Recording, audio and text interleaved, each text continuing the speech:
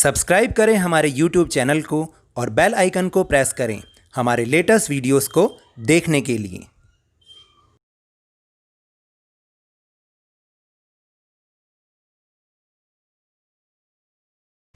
Hello and welcome to Lavneesh sir की class.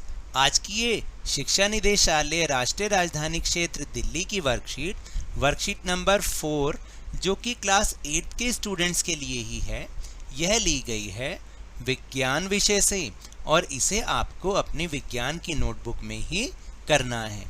और आज हम जिस टॉपिक के बारे में समझेंगे वह है सूक्ष्म जीव।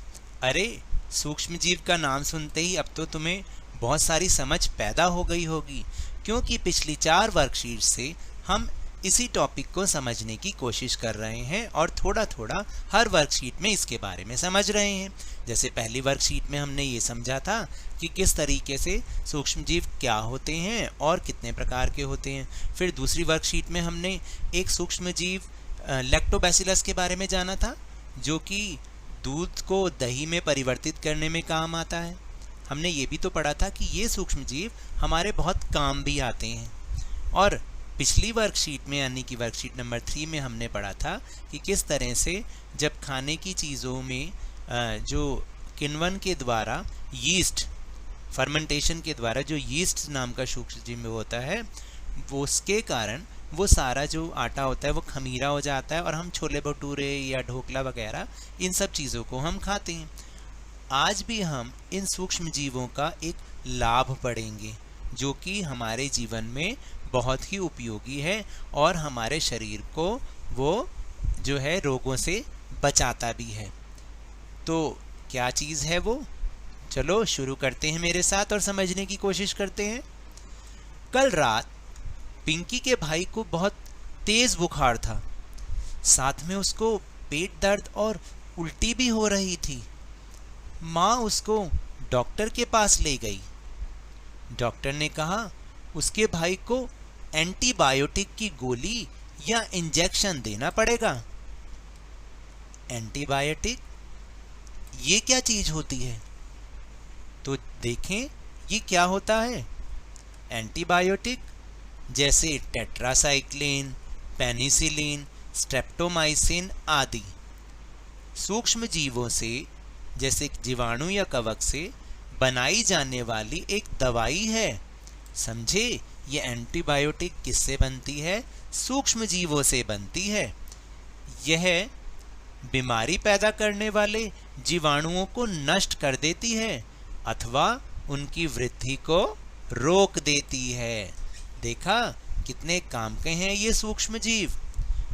पशु पक्षियों व पौधों में भी रोग नियंत्रण के लिए एंटीबायोटिक का प्रयोग करते हैं। तो ना केवल हम इंसानों में इसको प्रयोग किया जाता है बल्कि पशु पक्षियों और पौधों में भी अगर कोई बीमारी हो जाए तो उसकी रोकथाम के लिए हम इन एंटीबायोटिक को प्रयोग में लाते हैं।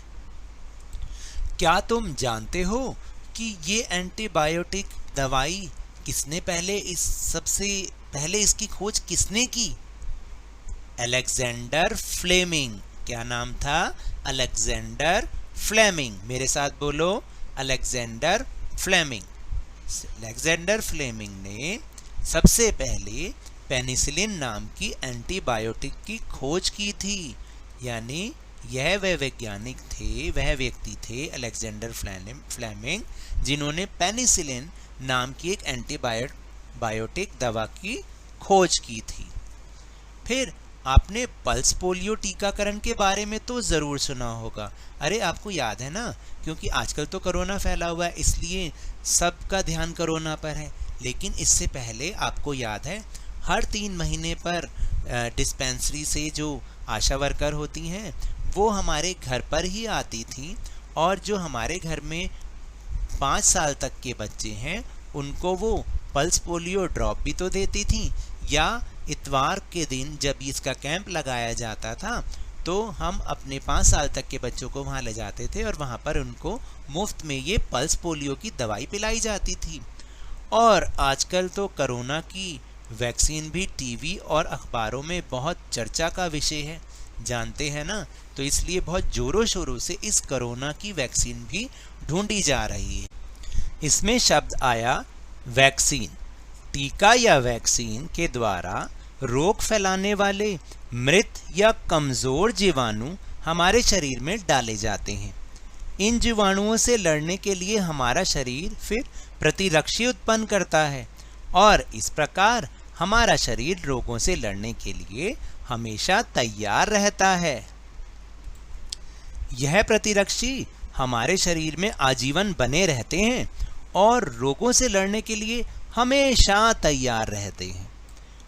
तो फिर इसलिए बच्चों को बचपन में ही टीके लगाए जाते हैं ताकि उनका शरीर आजीवन बीमारियों से लड़ने के लिए तैयार रहे। समझे?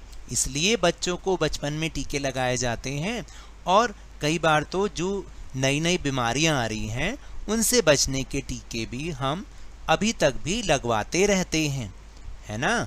जैसे अभी तो हेपेटाइटिस बी नाम का टीका बचपन में लगा देते हैं, लेकिन बहुत सारे लोग जिन्हें नहीं लगा होता वो बड़े होकर भी लगवा सकते हैं। और फिर एक और जानकारी, वो जानकारी क्या है? एडवर्ड जेनर नाम के वैज्ञानिक ने सबसे पहले चेचक के टीके की खोज की थी। आपको पता है चेचक एक ऐसी बीमारी थी जिससे पूरे शरीर पर जो है मोटे मोटे फफोले से पड़ जाते थे, तो वो चेचक की बीमारी थी और उसके समाधान के लिए, उसको रोकने के लिए, उससे लड़ने के लिए एडवर्ड जेनर नाम के एक वैज्ञानिक ने चेचक के टीके की खोज की। तो चलिए अब चलते हैं अपने प्रश्नोत्तर की ओर। तो निम्न प्रश्नों के उत्तर दो। पहला प्रश्न है एंटीबायोटिक किसे कहते हैं? बहुत अच्छे से हमने समझा था। एंटीबायोटिक सूक्ष्म जीवों से यानी जीवाणु या कवक से बनाई जाने वाली दवाई है। बहुत बढ़िया।